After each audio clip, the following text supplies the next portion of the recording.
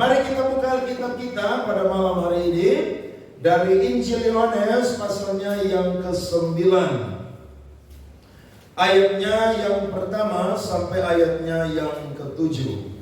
Malam ini saya akan bicara tentang satu judul, yakni tujuan Allah bekerja melakukan mujizat. Mari kita lihat firman Tuhan. Ayat yang pertama sampai ayatnya yang ke-7. Kalau sudah ketemu, mari kita akan baca firman Tuhan ini bersahut-sahutan. Saya ayat yang pertama, saudara ayat 2, nanti sama-sama di ayatnya yang ke-7. Saya mulai. Orang yang buta sejak lahirnya.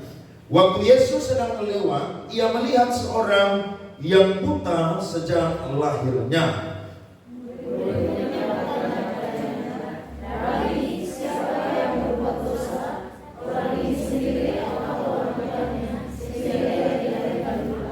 Jawab Yesus, bukan dia dan bukan juga orang tuanya, tetapi karena pekerjaan-pekerjaan Allah harus dinyatakan di dalam dia.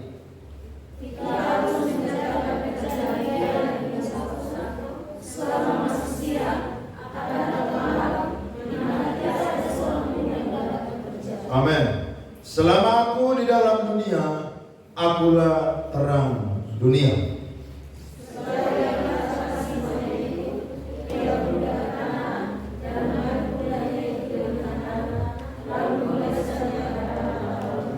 Sama-sama dan berkata kepadanya, pergilah, basuhlah dirimu dalam kolam Siloam. Siloam artinya yang diutus. Maka pergilah orang itu, ia membasuh dirinya, lalu kembali dengan matanya sudah melek. Tepuk tangan untuk firman Tuhan. Amin. Amin. Sebelum Yesus naik di Kalvari, saudara, untuk menebus dosa manusia, maka Tuhan Yesus itu melakukan pekerjaan-pekerjaan yang Bapa percayakan kepada dia. Dia itu berkhotbah, dia itu mengajar, dia itu mentahirkan orang kusta, dia itu membangkitkan orang mati, bahkan juga dia menghibur orang-orang miskin. Dan salah satu yang dia kerjakan juga adalah menyembuhkan orang-orang yang sakit. Itu yang Tuhan Yesus buat sebelum dia naik di Kalvari. Ketika kita baca firman Tuhan ini, maka saya dan saudara bisa cek di dalam Injil Matius, Markus, Lukas, dan Yohanes. Kita akan menemukan bahwa ini mujizat adalah mujizat yang membawa kontroversial. Kenapa? Karena mujizat ini, saudara, dicatat dari ayat yang pertama sampai ayatnya yang ke-41. Tidak ada perdebatan yang panjang ketika Yesus buat mujizat lebih daripada perdebatan di dalam Yohanes pasalnya yang ke-9. Karena saudara-saudara, Tuhan memiliki tujuan untuk melakukan mujizat. Jadi saya dan saudara mengalami mujizat dalam kehidupan kita, itu ada tujuannya. Bukan cuma sekedar keadaan saya dan saudara berubah, tapi ada tujuan Allah di dalam kehidupan kita. Baik kita yang sudah orang tua, maupun juga kita yang masih remaja, anak muda, dan juga anak-anak. Di situ Yesus dan murid-muridnya sedang lewat, maka mereka bertemu dengan seorang yang buta sejak lahirnya. Maka saudara-saudara, muridnya berkata, apakah anak ini yang berbuat dosa, ataukah orang tuanya yang berbuat dosa? Mereka adalah orang-orang Yahudi, sehingga pemahaman tentang kutuk dan berkat itu, saudara-saudara, itu sangat menempel kuat di hati dan pemikiran mereka. Karena kalau saya dan saudara baca Ulangan pasal 28, di situ jelas ada dua pilihan. Ada berkat di situ, ada juga kutuk di situ. Siapa yang mendengarkan firman dan melakukannya, maka dia akan mendapatkan berkat. Tapi siapa yang mendengarkan firman dan tidak melakukannya, dia mendapatkan kutuk. Apa yang sudah ribuan tahun, saudara, ada di dalam kehidupan orang Yahudi, itu juga terjadi di dalam kehidupan dan pemikiran murid-muridnya. Tapi ternyata Yesus itu sangat bijaksana sekali, sehingga dia tidak mau memprotes apa yang murid-muridnya katakan, tapi dia menjawab dengan bijaksana. Dia berkata, lewat anak yang sakit ini, pekerjaan Allah akan dinyatakan melalui dia. Berarti keadaan seseorang, situasi seseorang, saya dan saudara tidak boleh mengambil kesimpulan bahwa orang itu mungkin berdosa atau melakukan kejahatan. Ada amin? Kadang-kadang kita menilai seseorang itu dari situasi atau dari keadaan yang dialami. Kalau dia sakit, kita langsung gosip atau langsung fitnah. Dia mungkin buat dosa makanya sakit. Kalau dia bangkrut, kita langsung gosip, langsung fitnah. Oh, dia itu mungkin bisnis atau dagangnya tipu-tipu, sehingga dia itu dikutuk oleh Tuhan. Dan kasus-kasus lain sebagainya. Tapi malam hari ini kita belajar bahwa di dalam kehidupan orang yang sudah ada di dalam Tuhan, kita harus punya penilaian yang berbeda. Makanya Paulus bilang apa? Setiap orang yang ada di dalam Kristus, dia adalah ciptaan yang baru. Dulu menilai orang saudara dengan penilaian duniawi, tapi sekarang menilai seseorang dengan penilaian dari Tuhan. Dan Yesus berkata, lewat sakit anak ini, pekerjaan-pekerjaan Allah akan dinyatakan melalui anak ini. Kenapa saudara? Karena Ibrani pasal 1 ayat 1 sampai 2 menjawab apa yang firman Tuhan catat. Mari kita baca Ibrani pasal 1 ayat 1 sampai 2. Alkitab berkata, perhatikan di depan.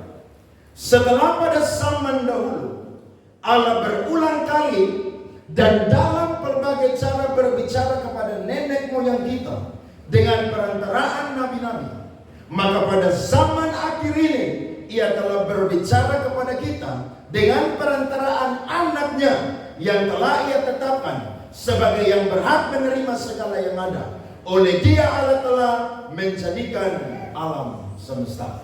Zaman dulu nabi-nabi Tuhan utus, tapi di zaman akhir Tuhan Yesus itu saudara menjadi yang sulung dari lain sebagainya, dan Dialah yang dipercayakan oleh Allah Bapa untuk mengerjakan pekerjaan-pekerjaan Allah. Amin. Jadi saya dan saudara bersyukur punya Tuhan Yesus yang masih bekerja sampai hari ini. Walaupun Dia ada di surga saudara, tapi karya pekerjaannya masih tetap dikerjakan sampai pada malam hari ini. Dan setiap orang yang dalam keadaan buruk, saya yakin Tuhan pasti akan bertindak untuk melakukan pemulihan di dalam kehidupan hidup kita. Saya yakin itu karena Allah masih bekerja sampai hari ini. Sekalipun secara fisik kita tidak melihat Dia, tapi karena Dia adalah roh, maka Dia pun juga bekerja sampai hari ini.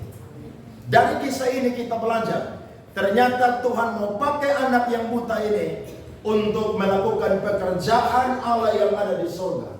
Sehingga mujizat yang mustahil dikerjakan oleh manusia itu mampu dikerjakan oleh Allah.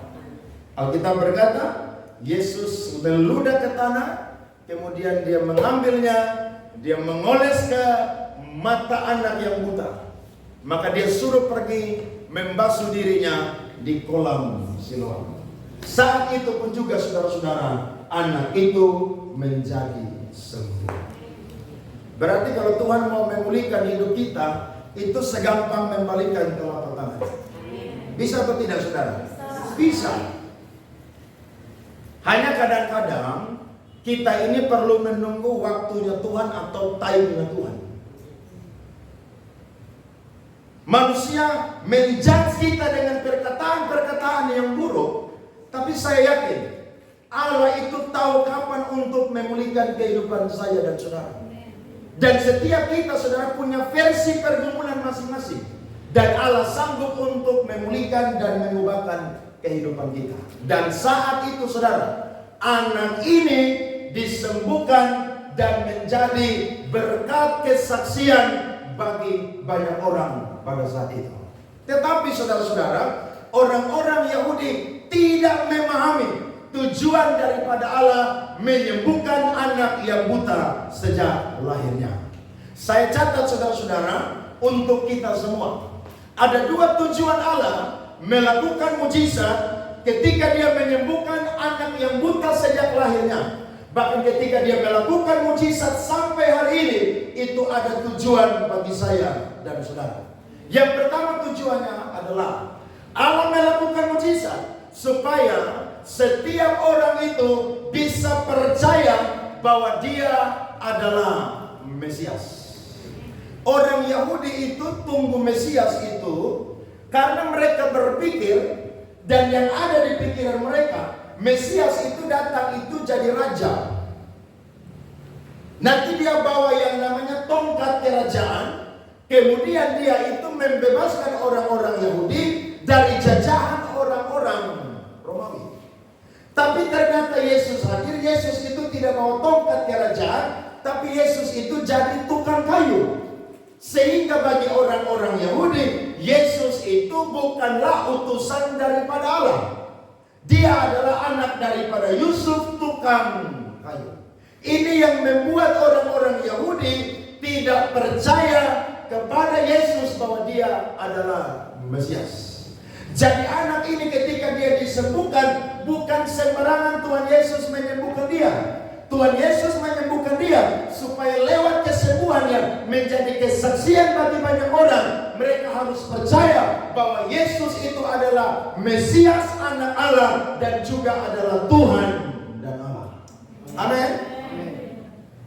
Karena ada tiga bukti mengapa mereka harus percaya bahwa Yesus itu adalah Mesias. Saudara perhatikan Yohanes 8 ayat 56 sampai 58. Perhatikan di situ.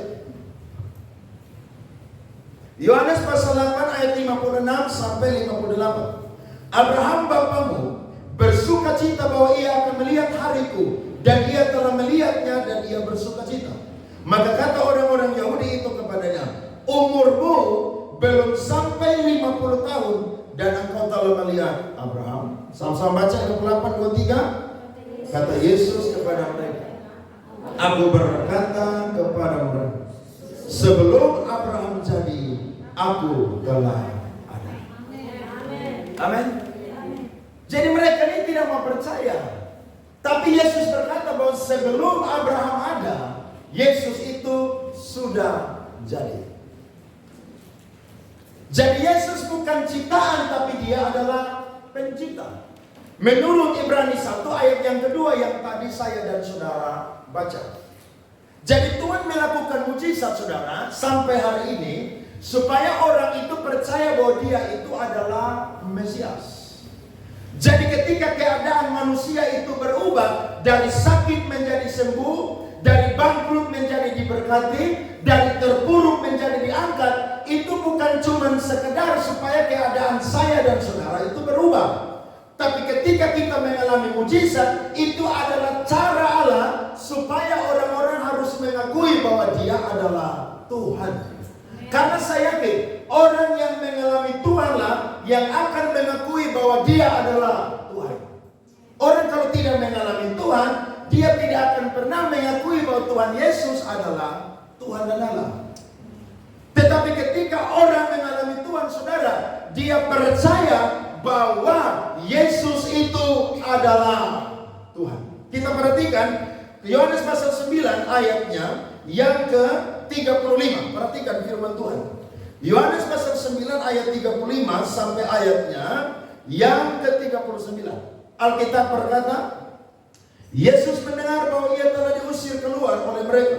Kemudian ia bertemu dengan dia atau anak yang buta sejak lahir tadi, dan berkata, percayakah engkau kepada anak manusia? Jawabnya, siapakah dia Tuhan, supaya aku percaya kepadanya? Kata Yesus kepadanya, engkau bukan saja melihat dia, tetapi dia yang sedang berkata-kata dengan engkau. Dialah itu. Ayat 38, katanya, aku percaya Tuhan. Lalu apa saudara? Ia sujud menyembah. 39, kata Yesus, aku datang ke dalam dunia untuk menghakimi, supaya barang siapa yang tidak melihat dapat melihat, dan supaya barang siapa yang dapat melihat menjadi buta. Beri tepuk tangan saudara. Amin. Jadi orang tanya saudara, kenapa kamu percaya Tuhan Yesus? Karena saya mengalami karya Tuhan Yesus di dalam kehidupan saya. Tidak heran Ayub berkata, dahulu aku hanya melihat Tuhan dan tahu Tuhan saja dari kata orang. Tapi sekarang aku mengalami Tuhan secara pribadi. Makanya kekristenan itu saudara, tidak boleh saya dan saudara hidup dari kata orang. Tidak boleh. Kekristenan itu harus punya pengalaman pribadi bersama dengan Tuhan. Sehingga biar orang tidak mau percaya Yesus adalah Tuhan, saudara percaya bahwa Dia adalah Tuhan. Karena kalau sampai hidup saya dan saudara berubah, itu mutlak karena karya Tuhan Yesus dalam kehidupan kita. Saya dan saudara baca buku yang bagus, ikut seminar, ikut motivasi saudara, orang-orang yang hebat berbicara saudara, tapi belum tentu mereka bisa mengubah kehidupan saya dan saudara. Tapi ketika saya dan saudara mengalami karya Tuhan, mujizat dalam kehidupan kita, maka kita akan mengakui bahwa Dia adalah Tuhan.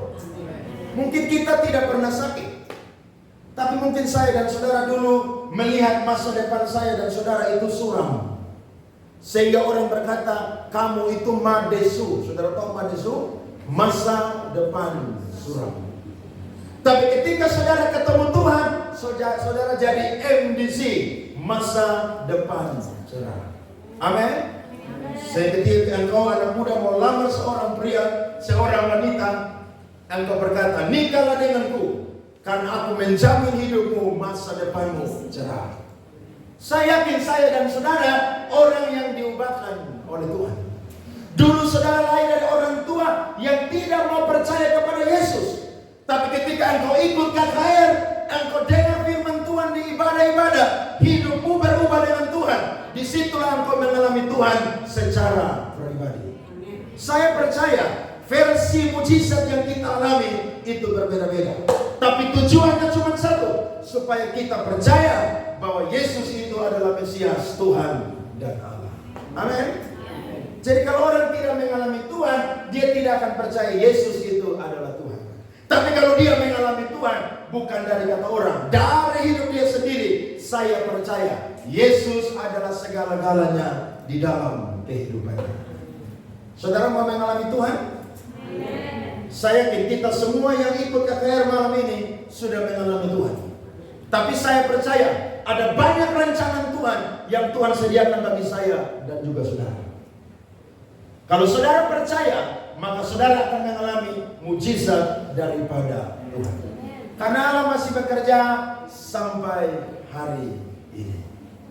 Yang kedua bukti bahwa Yesus adalah Mesias adalah Dia adalah pribadi yang mampu menyembuhkan. Lihat ayat 31 sampai 33. Kita tahu bahwa Allah tidak mendengarkan orang-orang berdosa, melainkan orang-orang yang saleh dan yang melakukan kehendaknya. Dari dahulu sampai sekarang tidak pernah terdengar bahwa ada orang yang memelekan mata orang yang lahir buta. Jikalau orang itu tidak datang dari Allah, ia tidak dapat berbuat apa-apa. Saudara sudah baca dari perjanjian lama Kejadian sampai terakhir Maleakhi. Apakah saudara pernah menemukan ada orang yang buta dan bisa melihat? Tidak ada. Berarti anak yang buta sejak lahirnya ini adalah Allah berkehendak dan berdaulat, supaya ketika dia lahir buta, nanti Allah akan melakukan mujizat lewat dia yang lahir buta. Dari perjanjian lama sampai sebelum Yesus ada, tidak pernah satu orang pun yang dapat membuat orang yang matanya buta sejak lahir bisa melihat. Hanya Yesus sajalah yang mampu melakukannya. Berarti dengan dia menyembuhkan anak yang buta sejak lahirnya, itu membuktikan bahwa dia adalah Tuhan. Amin, saudara? Kadang-kadang ada keadaan kita yang tidak bisa diselesaikan oleh manusia. Saya dan saudara itu mungkin punya pengalaman bersama dengan Tuhan itu luar biasa. Saya yakin bahwa orang yang ada dalam tekanan pergumulan, kadang-kadang saudara mau menyerah. Karena memang manusia ini lebih suka melihat sesuatu yang ada di depan mata daripada menunggu atau menanti. Tidak heran ada banyak orang yang sakit karena doa-doa tidak mau sembuh atau tidak sembuh, pergi cari dukun. Dia panggil tim doa, pendeta berdoa, tapi nanti juga dia pergi cari siapa? Dukun. Padahal saudara-saudara, yang mampu menyembuhkan saya dan saudara dengan sempurna bukan cuma tubuh saya dan saudara, tapi jiwa dan roh kita adalah Tuhan Yesus Kristus. Kalau saudara cuma cari kesembuhan jasmani, tidak perlu cari Tuhan Yesus pun juga, itu bisa disembuhkan. Pergi ke dokter, operasi, sembuh. Pergi ke dukun, minta obat, dia kasih obat, sembuh. Tapi ingat, kalau Yesus menyembuhkan seseorang, bukan cuma tubuhnya yang disembuhkan, tapi jiwa dan rohnya juga dipulihkan oleh Tuhan. Itu bedanya tuh di situ. Makanya saya dan saudara tidak boleh lari-lari menduakan Tuhan, tidak boleh. Yakobus berkata, orang yang mendua hati dalam hidupnya tidak akan tenang di dalam hidupnya. Artinya apa? Jangan pernah campur aduk kebenaran dengan sesuatu yang dunia. Mereka bilang, tidak mungkin kalau dia tidak berasal dari surga, dari Allah, tidak mungkin dia mampu menyembuhkan. Karena memang penyakit ini adalah penyakit yang belum pernah terjadi mujizat. Coba buka Yohanes 4 ayat 48. Mari kita lihat. Yohanes pasal 4 ayat 48. Alkitab berkata, mari kita baca sama-sama. 1, 2, 3. Maka kata Yesus kepadanya, jika kamu tidak melihat tanda dan mujizat, kamu tidak apa saudara? Percaya. Berarti saudara-saudara, mujizat saudara dan tanda itu dipakai oleh Allah menjadi alat atau kendaraan. Makanya saya bingung ya, ada orang yang sudah alami mujizat, berkat Tuhan, tapi tidak mau cinta Tuhan sungguh-sungguh. Padahal saya mau berkata, mujizat terbesar yang paling pertama itu adalah keselamatan. Mujizat terbesar yang kedua yang manusia dapatkan dari Tuhan adalah nafas hidup. Mujizat yang ketiga yang manusia dapatkan dari Tuhan adalah apa? Kesehatan. Betul?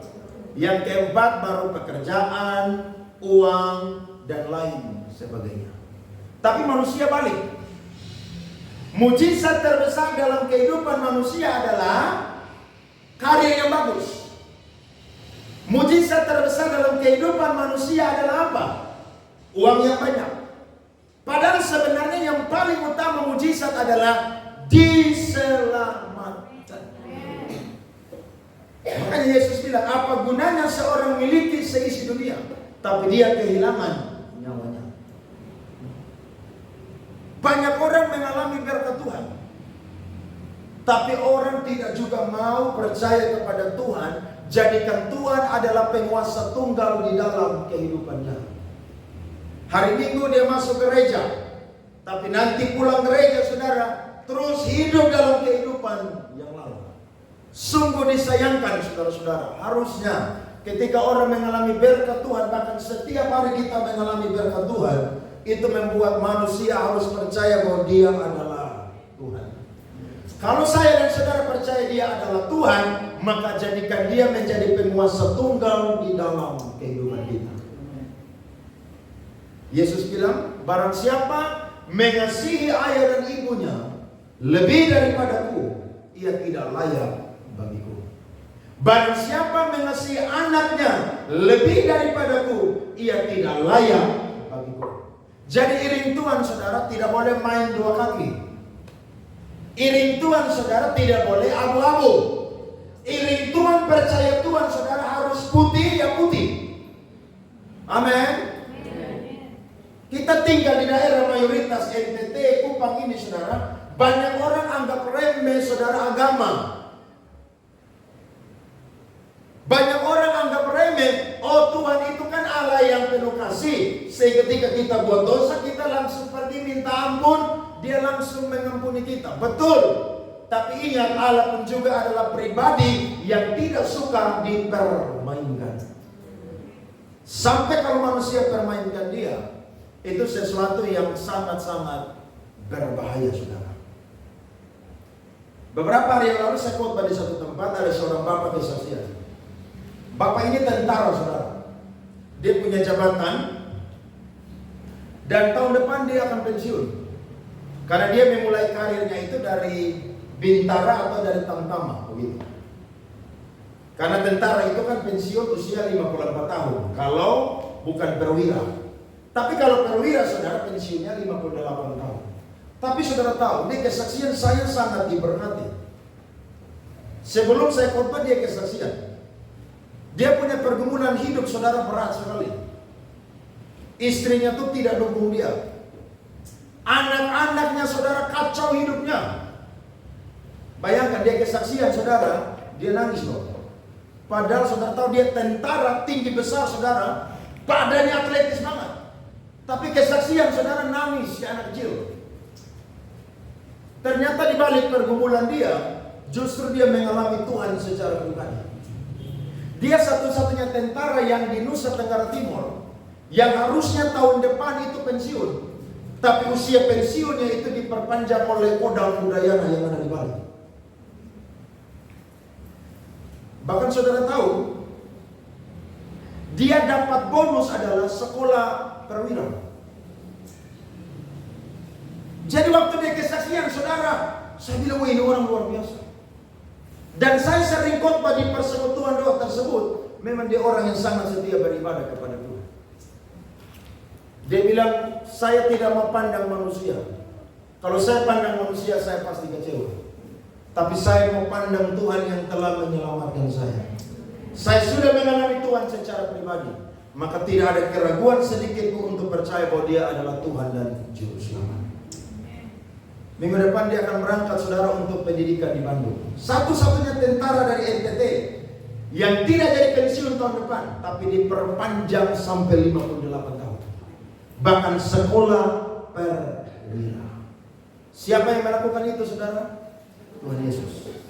Apa orang dalam bisa melakukan itu? Saya yakin orang dalam mungkin ada pun juga tidak akan bisa begitu. Tapi kalau orang yang benar-benar mengalami Tuhan dan cinta Tuhan, Tuhan akan angkat hidup dia lebih lagi dan lebih lagi. Itu dahsyat, saudara-saudara. Itu yang namanya mengalami Tuhan bukan dari kata orang, tapi mengalami Tuhan dari pengalaman hidup secara pribadi. Amen. Anak yang buta ini hanya Yesus saja yang mampu menyembuhkannya. Dengan Yesus menyembuhkan dia, maka itu adalah bukti bahwa Yesus adalah Mesias. Amin, saudara. Ada orang yang pergi berobat di dokter kandungan bertahun-tahun sampai menyerah, uang habis, tidak ada anak. Tapi datang doa dengan Tuhan, Tuhan buat mujizat, hamil punya anak. Sampai kalau itu terjadi, saudara, maka saudara tidak boleh meragukan Tuhan sedikit pun. Dia sanggup melakukan dari yang mustahil menjadi tidak mustahil. Dia mau melakukan mujizat supaya setiap orang percaya bahwa dia adalah Mesias. Amin, saudara. Yang ketiga, bukti bahwa Yesus adalah Mesias adalah dia juga menyembuhkan pada hari Sabat. Lihat ayat 13, saudara-saudara. Lalu mereka membawa orang yang tadinya buta itu kepada orang-orang Farisi. Adapun hari waktu Yesus mengaduk tanah dan membelekkan mata orang itu adalah hari apa, saudara? Sabat. Lihat ayat yang ke-16 langsung. Maka kata sebagian orang Farisi itu, orang ini tidak datang dari Allah, sebab ia tidak memelihara hari Sabat. Sebagaimana pula berkata, bagaimana seorang berdosa dapat membuat mujizat yang demikian? Maka timbul apa, saudara? Pertentangan di antara mereka. Karena memang ahli-ahli Taurat orang Farisi itu, mereka itu menambahkan apa yang sudah Tuhan berikan. Jadi mereka ini kasih kuk kepada orang-orang lagi, bayangkan. Makanya Tuhan bilang dalam Matius pasal 23, celakalah engkau ahli-ahli Taurat dan orang-orang Farisi. Karena apa yang sudah ada yang baik harusnya sudah cukup, mereka tambah.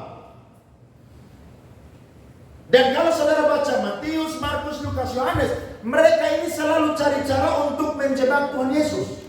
Bayangkan, mereka ini saudara tahu hamba Tuhan rohaniawan, tapi saudara suka cari hal dengan Tuhan Yesus. Begitu. Yesus punya murid, petik itu buah arang. Mereka bilang, kalian ini masa ini hari Sabat tidak boleh petik.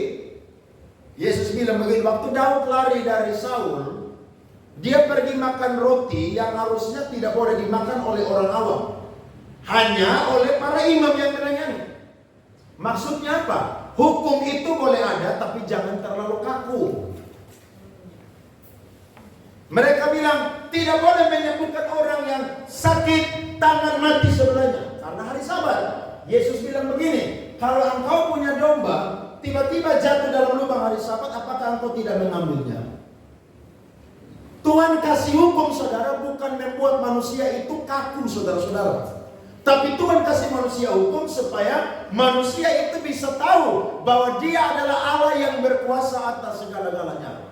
Lihat Matius 12 ayat yang ke-8. Kalau kita berkata Matius pasal 12 ayatnya yang ke-8. Di situ Yesus berkata dengan jelas. Mari kita baca sama-sama. 1, 2, 3. Karena anak manusia adalah Tuhan atas hari Sabat.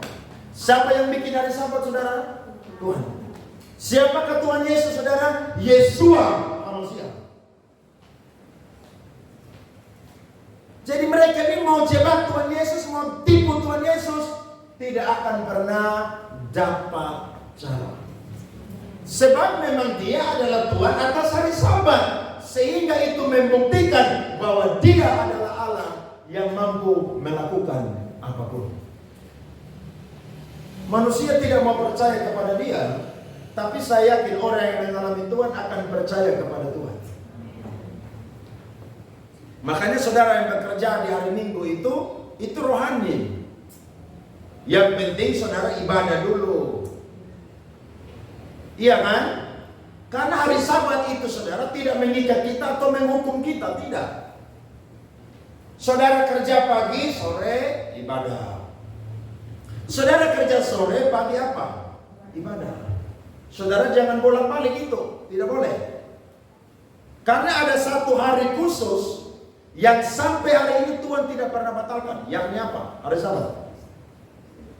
Ingatlah dan kuduskanlah hari Sabat. Berarti Tuhan kasih kita kebebasan, tapi bukan kebebasan yang sembarangan. Saya dan saudara harus tahu bahwa dia adalah Tuhan atas hari Sabat, maka dia benar-benar adalah Tuhan. Orang-orang Yahudi tidak mau percaya. Tapi Yesus berkata, kalau sampai dia menyembuhkan orang pada hari Sabat, maka dia bukan orang biasa, tapi dia adalah Tuhan. Makanya hari Minggu datang di gereja. Karena di hari Sabat ada mujizat bagi saya. Saya bingung orang ya, kerja dari hari Senin sampai hari Minggu. Padahal kita berkata, ketika saya dan saudara mengingat dan menguruskan hari Sabat, maka ada berkat-berkat yang Tuhan sediakan bagi saya dan saudara. Tidak percaya? Coba buka Yesaya pasal 58. Mari kita lihat firman Tuhan ini. Yesaya pasal 58, saudara-saudara. Ayat 13 sampai 14. Yesaya 58 ayat 13 sampai 14, perhatikan firman Tuhan. Menghormati hari Sabat.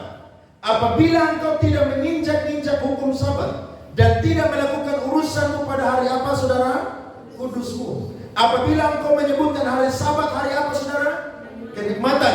Dan hari kudus Tuhan itu apa, saudara? Hari mulia. Memang orang sekarang sama seperti orang Israel.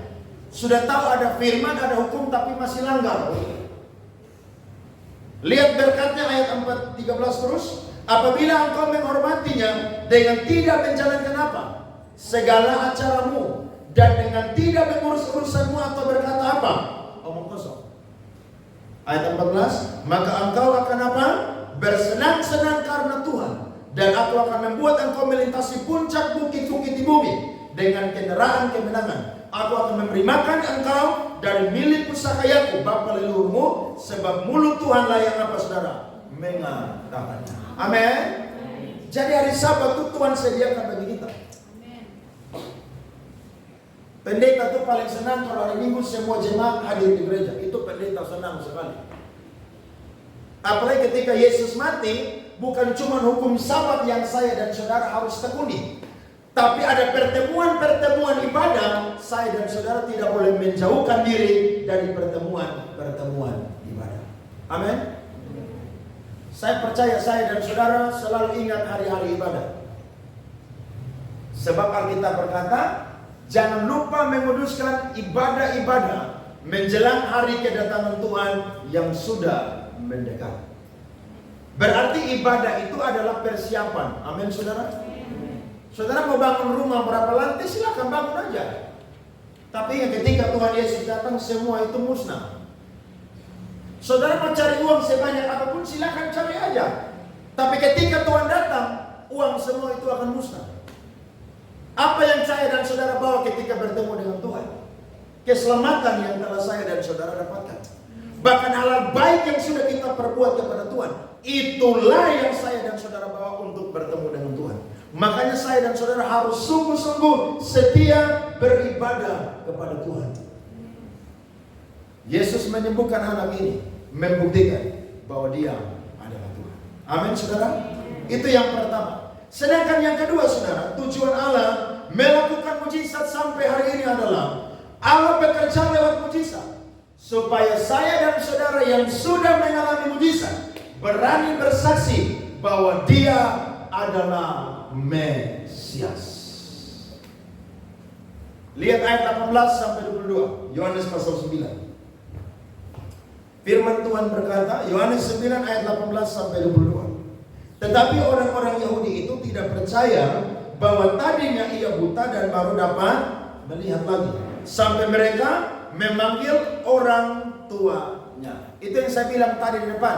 Ini mujizatnya paling kontroversial. Karena memang mereka ini memang suka cari hal dan tidak mau percaya Yesus itu adalah Mesias. Lihat kan manusia sekarang tidak mau percaya Yesus Tuhan tuh, mereka selalu cari hal. Kita yang ada di NTT, kantong Kristen, ibadah gampang. Makanya saya dan saudara kalau masih bisa beribadah dengan bebas hari ini, ibadah dengan sungguh-sungguh. Karena Alkitab berkata, satu ketika manusia akan lapar dan haus.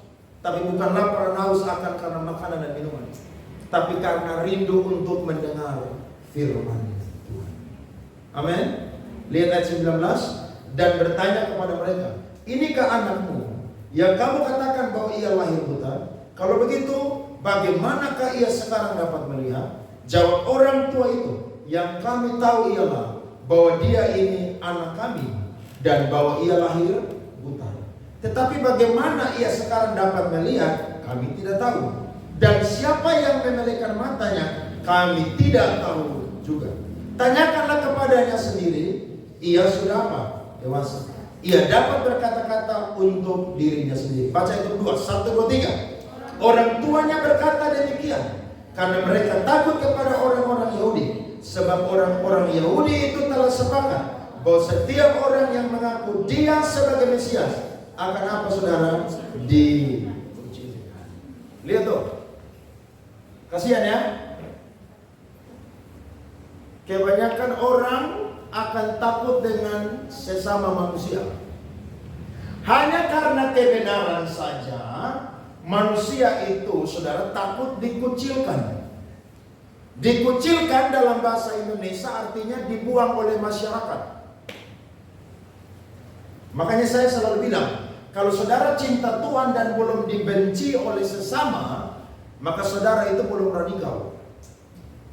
Contohnya, saudara buat pesta di rumah, orang lain bikin mabuk-mabukan, ya, dansa-dansa, goyang-goyang, musik keras sampai pagi. Saudara, tidak ada yang begitu-begitu. Saudara syukuran, nyanyi-nyanyi, jam 12 matikan musik, tidur. Saudara bisa begitu? Nah, kebanyakan manusia lebih suka jaga perasaan manusia daripada lebih suka jaga perasaannya Tuhan. Hati-hati, saudara jangan jadi orang Kristen yang main dua kaki. Hati-hati. Kalau saudara jadi anak Tuhan, radikal ya radikal betul. Jangan saudara bilang, nanti kita dikatakan sok suci lagi.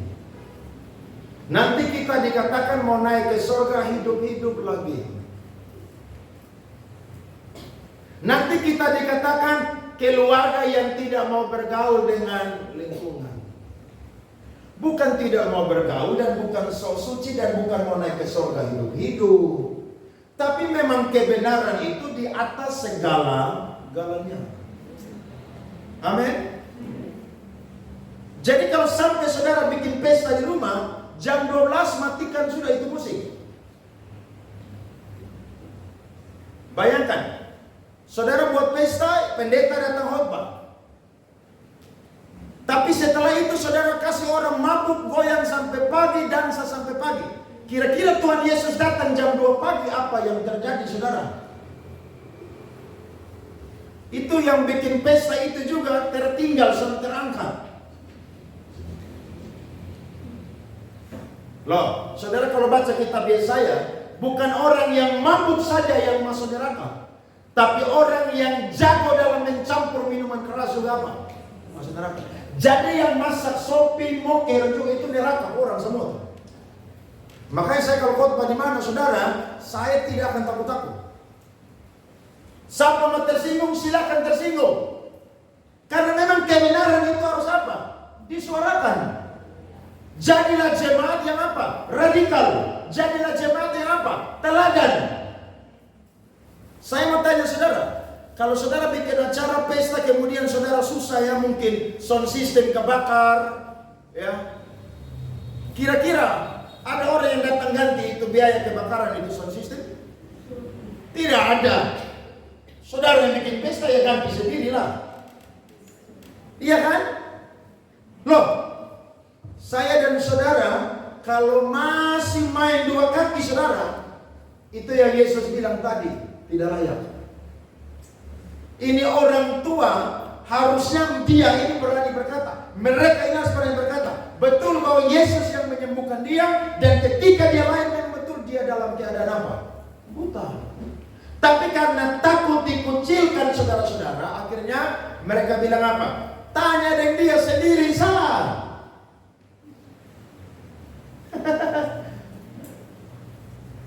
Loh, semua kita pasti pernah punya pengalaman. Waktu bertobat pertama kan begitu kan? Saya dulu waktu bertobat pertama tahun 2001 waktu itu. Saya main gitar tiap hari persekutuan doa. Persekutuan doa Oma Saleh di mana saya ada di situ. Tanya aja. Sampai saya kuku kiri ini saudara rusak, darah-darah. Karena tiap hari saudara gaul gitar. Saya pergi ibadah, bungkus Alkitab di kantong plastik. Mereka yang digang bilang nyong haleluya ibadah. Manusia. Tapi sekarang saudara tahu, mereka tahu saya sudah jadi pendeta. Saya kalau lewat situ mereka bilang, Pak Pendeta. Saya bilang saya khotbah dulu ya. Oh siap. Loh, manusia tuh mau kucilkan kita sampai kapan saudara? Kalau hidup kita berubah sesuai firman, mereka akan lihat kita ini jadi garam dan terang. Amin. Coba buka Matius 5 ayat 10 sampai 12. Perhatikan. Harusnya bahagia. Berani bersaksi, jangan takut-takut saudara. Sebab orang yang masuk neraka, orang yang malu atau takut bersaksi, itu orang. Bahkan Wahyu bilang dia orang yang kloter pertama. Kalau ada neraka kursi dan dia duduk paling depan begini. Karena takut bersaksi, harusnya berani dong. Jangan takut-takut saudara. Lo paling manusia datang kan tampar kita kan. Tapi kalau tampar karena kebenaran, upah besar di surga. Lihat ayat 10. Berbahagialah orang yang dianiaya oleh apa? Sebab apa? Kebenaran. Karena mereka lah yang apa? Empunya apa saudara? Kerajaan surga. Saya dan saudara pernah dianiaya? Yang saya tahu di sini yang sudah pernah dianiaya dan itu dulu ulang-ulang sekali. Saya mama Oma Saleh. Tapi sampai sekarang masih hidup tuh. Semua yang aniaya semua mati semua. Ayat 11, berbahagialah kamu jika karena aku apa? Kamu dicela dan dianiaya dan kepadamu difitnahkan apa? Segala yang apa? Ingat tuh, berbahagia. Yang ketiga, bersukacita dan bergembiralah karena upahmu besar di surga. Sebab demikian juga telah dianiaya nabi-nabi yang sebelum kamu. Amin. Bahasa Yunani-nya adalah makarios. Berbahagialah atau bersukacitalah. Jadi kalau dunia benci kita, Yesus bilang begini, kamu jangan heran, karena saya juga sudah terlebih dahulu dibenci. Seorang murid atau seorang hamba tidak pernah lebih daripada gurunya atau tuannya. Kalau Yesus saja dibenci, saya dan saudara pun juga pasti apa? Dibenci. Saudara datang ke KKR aja ada yang bilang ibadah terus dia. Kemarin baru ibadah, malam ibadah lain. Nanti besok dia ibadah lain. Lusa dia ibadah lain. Sabtu dia ibadah, Minggu dia ibadah lagi. Bayangkan aja. Loh, kan begitu kan penilaian manusia. Saya mau berkata, Yesus bilang berbahagialah. Berarti ini jadi pesan yang kuat bagi saya dan saudara. Mujizat Tuhan kerjakan supaya tujuannya saya dan saudara berani bersaksi. Amin. Jangan takut bersaksi. Bersaksi tidak perlu saudara pakai cara 12 cara penginjil atau tak usah. Tak usah itu. Saudara bersaksi bagaimana Tuhan hidup saya dan saudara punya hidup. Lihat perempuan Samaria ketika ketemu Tuhan Yesus di sumber Yakub. Dia pergi cerita, dia bilang, itu orang tahu saya punya hidup semua. Sekarang ada pria ke-6, bayangkan dia tahu bahwa saya sekarang dengan laki-laki ke-6. Ini perempuan moralnya paling rusak di Samaria. Makanya tidak heran dia pergi timba air itu setiap hari. Kenapa? Supaya orang tidak lihat dia. Tapi Yesus sengaja potong kompas. Yesus tidak mau jalan lewat Yordan, tapi Yesus lewat Samaria. Sekalipun itu menurut orang Yahudi najis, tapi Yesus tahu bahwa ada satu orang yang hidupnya harus dibereskan oleh Tuhan. Amin saudara. Beri tepuk tangan. Dan Alkitab berkata, waktu mereka dengar kesaksian dia, semua orang-orang di kota itu pergi menjumpa Yesus. Dan mereka bilang begini, kami percaya kepada dia, bukan dari kata kamu lagi. Tapi sekarang kami melihat bahwa betul dia adalah apa? Mesias. Amin saudara. Jadi tujuan Tuhan melakukan mujizat itu supaya apa? Bersaksi. Saudara yang sakit dulu bersaksi, Tuhan mampu menyembuhkan saya. Dan ada banyak hal yang sudah Tuhan kerjakan dalam hidup kita. Saksikan itu. Amin saudara. Jadi anak Tuhan tuh kalau ngumpul saudara harus penuh dengan kesaksian. Saudara ada di acara kumpul keluarga kesaksian. Sampai-sampai orang bilang penginjil udah datang tuh. Wah itu seru itu saudara. Itu seru itu. Loh iya kan? Itu mantap itu. Mantap itu. Woi, PDM udah datang, pendeta muda udah datang. Saudara bukan dihormati tapi diejek itu. Tapi memang orang Kristen awal itu mereka disebut Kristen di Antioquia itu bukan karena orang senang, tapi itu kalimat ejekan. Jadi orang Kristen itu saudara siap atau harus punya mental yang kuat. Amin. Jadi saya dan saudara ini harus biasa karena mental harus biasa. Jangan takut-takut. Karena orang yang berani itu saudara, itu disertai oleh Tuhan. Tidak percaya buka Kisah Para Rasul. Mari kita lihat. Pasal 4 ayat 16 sampai 20. Kisah Rasul 4 ayat 16 sampai 20. Dan berkata, ini mahkamah agama semua, halangi Petrus dan Yohanes. Tindakan apakah yang harus kita ambil terhadap orang-orang ini? Sebab telah nyata kepada semua penduduk Yerusalem bahwa mereka telah mengadakan suatu mujizat yang apa? Menyolok, dan kita tidak dapat menyangkalnya. Tetapi supaya hal itu jangan makin luas tersiar di antara orang banyak, baiklah kita mengancam dan melarang mereka, supaya mereka jangan berbicara lagi dengan siapapun dalam nama siapa saudara? Nama Tuhan Yesus. Dan setelah keduanya disuruh masuk, mereka diperintahkan supaya sama sekali jangan berbicara atau mengajar lagi dalam nama Yesus. Ayat 19. Lihat, ini orang dipenuhi Roh Kudus nih, berani bersaksi. Petrus dulu waktu Tuhan Yesus ditangkap, Petrus lari. Bahkan Petrus tanya, engkau adalah salah satunya. 3 kali dia sangkal Tuhan Yesus. Dia kutuk dirinya dan berkata, aku tidak mengenal orang itu.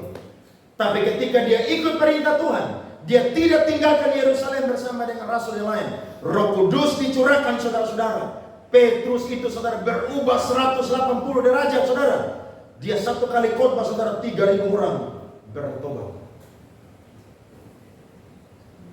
Mereka disuruh untuk tidak boleh ngajar, tidak boleh bersaksi. Ayat 19, tetapi Petrus dan Yohanes menjawab mereka, silakan kamu putuskan sendiri, manakah yang benar di hadapan Allah, taat kepada kamu atau taat kepada Allah. Sebab tidak mungkin bagi kami untuk tidak berkata-kata tentang apa yang telah apa saudara kami lihat dan yang telah kami dengar. Tidak mungkin, karena mereka itu apa saudara? Saksi. Saudara tahu artinya saksi? Saksi itu orang yang melihat secara kasat mata sebuah peristiwa atau kejadian. Saudara mau datang ke KKR, tiba-tiba ada orang ditabrak. Orang langsung kesaksian. Ibu Lesiangi ada di situ tadi. Langsung diminta kesaksian. Tidak mungkin Ibu Lesiangi itu bilang saya tidak ada di situ, tidak bisa. Karena orang yang saksi saudara harus mengakui dengan apa? Jujur. Nah kita ini saudara mengalami Tuhan, berarti kita juga adalah saksi-saksinya Tuhan. Berarti harus apa? Berani. Sampai kalau saya dan saudara kehilangan saudara kandung atau saudara yang ada hubungan darah hanya karena kebenaran, Tuhan bilang begini, hari ini pun juga aku akan menggantikannya. Kan Petrus bilang, kami sudah tinggalkan keluarga, rumah, kami dapat apa?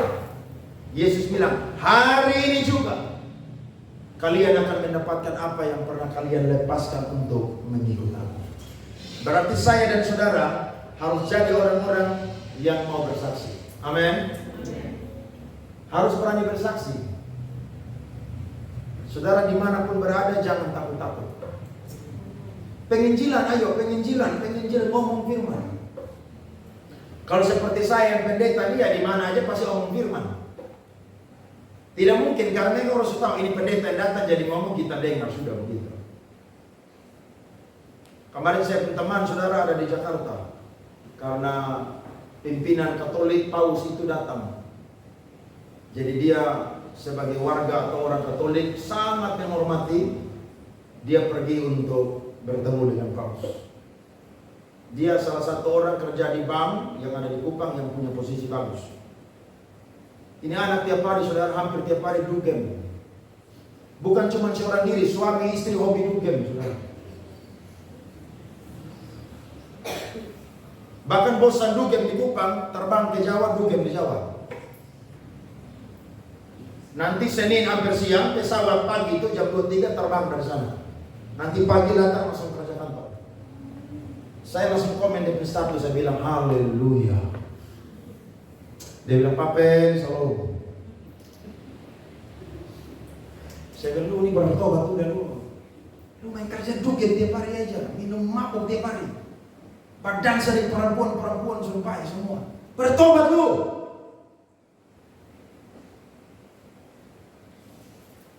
Dia bilang, aduh kalau saya suka ketemu pendeta, aduh karena khotbah terus. Saya lu harus bertobat. Lu punya karir bagus, uang banyak, jabatan hebat, tapi kalau kamu tidak bertobat, surga bukan menjadi bagianmu. Jadi dulu saya ketemu kawan semua saudara takut, sekarang ketemu mereka, woi kesaksian tuh enak. Nah saya dan saudara mungkin masih takut-takut. Malam ini saya dan saudara sudah mengalami Tuhan, jangan takut-takut lagi. Amin saudara. Pulang ke KKR janji, mulai ini malam saya ketemu dengan siapapun juga, saya harus berani bersaksi. Berani. Ya, ketemu opa oma yang sudah mati bilang, opa oma bertobat udah. Oma suari minggu, bahkan suari minggu lewat ini mau hari Senin kembali, bertobat udah. Ketemu yang muda-muda yang nakal-nakal lagi, bertobat udah. Kasih kamu hidup masa muda untuk Tuhan, melayani Tuhan, mumpung masih apa? Kuat. Jangan nanti subongko begini baru melayani Tuhan. Subongko melayani Tuhan jadi asir sun bisa lah, kalau sudah orang sun bisa kepala leher bengkok saudara. Iya kan? Kalau masih tegak, woi pelayanan. Amin. Kaki masih kuat saudara melayani Tuhan, nyanyi di gereja, lompat-lompat. Bersaksi, Yesus adalah satu-satunya Tuhan dan Juru Selamat. Saya percaya, kalau saya dan saudara mengalami Tuhan secara pribadi, kita tidak akan pernah takut-takut untuk bersaksi. Sebab Tuhan melakukan mujizat saudara, itu punya tujuan. Amin saudara? Bukan supaya saya dan saudara sakit jadi sembuh, bukan supaya saya dan saudara bangkrut menjadi orang diberkati, bukan supaya saya dan saudara yang terpuruk menjadi orang yang dimuliakan, tidak. Tapi Tuhan melakukan mujizat ada tujuannya. Yang kedua adalah supaya saya dan saudara menjadi saksinya. Amin. Saudara mau bawa pulang dua berkat ini? Saya yakin kalau saudara mau, roh yang ada di dalam kita lebih besar daripada roh yang ada di dalam dunia. Tuhan berkati kita semua.